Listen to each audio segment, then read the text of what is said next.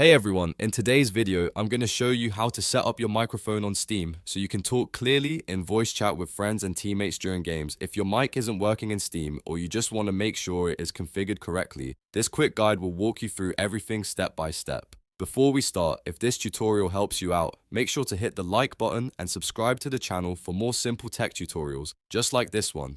First, open the Steam application on your computer and wait for it to fully load. Once Steam is open, look to the top left corner of the window and click on Steam in the menu. From the drop-down menu, choose Settings. This will open the Steam Settings panel. Inside the Settings menu, find and click on Voice in the left sidebar. Here you will see the Input Device option. Click the drop-down and select the microphone you want Steam to use. After selecting your microphone, click Start Microphone Test and speak into your mic. If the test bar moves, that means Steam is detecting your voice. If your microphone sounds too quiet or too loud, you can adjust the input volume slider until it sounds clear. Once everything looks good, click OK to save your settings and that's it. Your microphone is now set up in Steam and ready to use in voice chat. If this video helped you, don't forget to like the video and subscribe for more helpful guides.